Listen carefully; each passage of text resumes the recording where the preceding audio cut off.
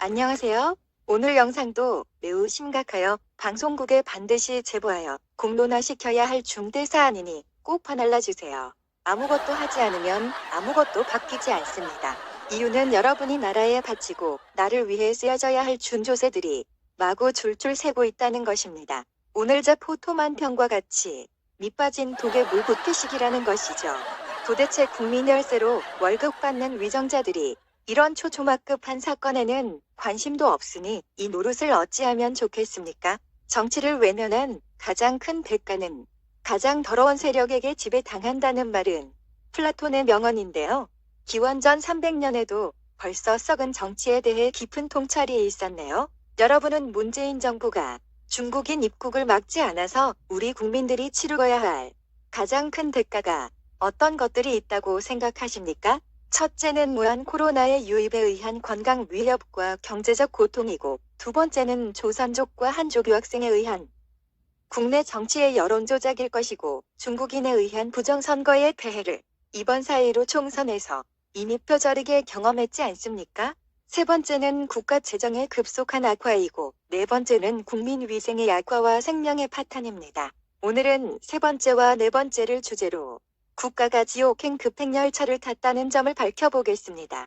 먼저 네 번째 문제 중에 두 가지만 보면 몇 년 전부터 박람회 초등학생들에게 머릿니가 발생하여 학부모들이 곤혹을 치르고 있다고 하는데요. 전라도 소구린 강북도 아니고 우파 부자 동네인 강남의 머릿니가 대체 뭔가요? 이거 누가 집어넣었다. 중국 반첩과 스파이들 짓이다. 원인은 중국인 입국 때문이라는 생각은 들지 않나요? 가난했던 80년대 이전에 머릿니가 많았으나 1990년대 이후 국가가 선진화되면서 사라졌었는데, 갑자기 머릿니가 재발한 것은 2000년대 초 노무현 정권이 중국인 입국을 허용하면서부터인데요. 그 시절에는 밀입국자에 의한 장기 밀매 사건과 젊은 여자들의 납치 사건도 아주 많이 발생했었죠. 게다가 중국인은 교양이나 위생관념이 전혀 없어서 달리는 지하철 안에서 산모가 유방을 덜렁 드러내놓고 아이에게 젖을 먹이는가 하면 전동차 한복판에 똥을 싼 사례는 기가 막히는 사건이었죠. 이거 한국 엿먹어라 하면서 일부러 그랬을까요?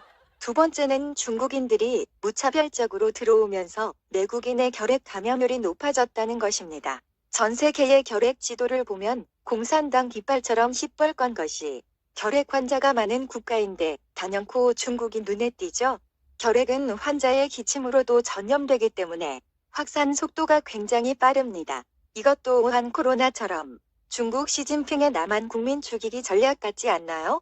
문제는 세 번째인데, 최근 중국에서는 여행사들이 중국 전역에서 병든 사람들만을 끌어모아 한국으로 단체 관광을 보내는 상품이 가장 인기라고 하는데요. 한국 땅에서 현지 가이드로 일하고 있는 조선족들이 중국에서 한국으로 치료하려고 온 환자들을 인계받아 한국의 병원에 데려다 주는데, 성별이 같거나 연령대가 비슷한 건강보험증을 빌려주어서 중국에서 단체 관광 온 환자들이 한국의 건강보험 혜택을 받고 거의 공짜 치료를 받은 뒤에 중국으로 되돌아간다고 하는데, 이거 진짜로 심각한 문제 아닙니까? 이렇게 중요한 이슈가 일부 포털에 잠깐 거론되기는 했지만 공영방송에서는 거의 언급하지 않아 이 문제는 반드시 공론화시켜서 숙제를 해결을 해야 한다고 봅니다. 중국인들이 해외로 질병치료차 출국하는 인원은 한 해 6천만 명 정도이고, 그 주요 타깃이 한국이라고 하는데, 어느 조선족 커뮤니티에 올라온 글 중에 자신이 건강보험증을 도용하여 병을 치료한 사례가 있다고 자랑질까지 했다니까. 분명한 팩트이고, 지난 5년 동안 이런 식으로 우리가 낸 보험료 2조 5천억 원이 증발했다고 하니, 이런 사실을 알고도 당국이 묵인하고 있다면 정말 심각한 문제가 아닙니까? 나락돈이야 새건 말건. 동네 의사들은 의료수가 올리려고 위조주민증 같은 것은 확인도 안 하죠. 그냥 이름 대고 주민번호와 주소만 말하면 곧바로 치료를 시작하지 않습니까? 요즘 가짜 주민증은 5만 원만 주면 즉석에서 만들어준다는데, 원칙적으로 외국인들에게 한국의 의료보험을 적용시켜주면 안 되는 것 아닌가요? 게다가 조선족이 6개월만 체류하면 당국이 보험증을 신규로 발급해준다는데, 세계 어느 나라에 이런 제도가 있습니까? 병원에서 신규 환자를 받으면서 최소한 지문 확인 절차라도 거친다면 국고 낭비를 대폭 줄일 수 있지 않겠습니까? 박정희 대통령이 의료보험 제도를 만들면서 내국인 돈으로 외국인들까지 치료해 주라고 했나요? 더욱 기가 차는 것은 건보공단 자료를 조사 분석한 결과 최근 5년간 건강보험증을 대여, 도용하거나 자격 상실 후 급여를 부정수급한 외국인은 33만 명으로 집계됐는데 보험급여 금액은 총 3조 원이 넘고 이 중에 중국인이 2조 5천억 원으로 전체의 72%를 차지했으며 지난 5년 동안 외국인 건강보험료 지출의 70%가 중국인이라고 합니다. 이것이 가능한 이유는 중국인 10명 중에 1명이 대표로 건강보험에 가입해서 10명이 서로 보험증을 공유한다고 하니 기가 차지 않습니까? 과거 박정희 대통령은 이런 폐해를 차단하고자 중국인의 유입과 화교 자본의 척결에 온 힘을 쏟았었죠. 한국은 지금이라도 중국인의 입국과 중국 자본의 유입을 차단하지 않으면 중국의 거대 자본과 인해 전술에 의해 인적으로나 물적으로 나라가 청산될 것입니다. 참으로 심각한 현실인데도 중국몽하는 심우 7조의 나라님은 전 세계를 공산화하겠다는 시진핑의 1대1로 개꿈에 빠져 있군요.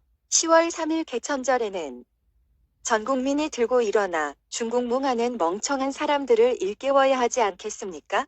그런데 당국은 국민의 정당한 집회 결사의 권리를 차단하고 코로나 공포정치와 여론오도를 통해 국민들의 입을 틀어막고 있습니다.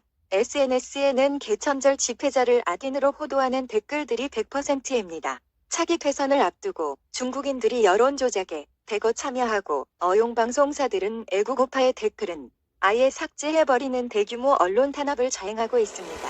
박근혜 탄핵 때보다 더 심해졌습니다. 중국 공항식 정치 공작에 속지 맙시다. 그렇지 않습니까?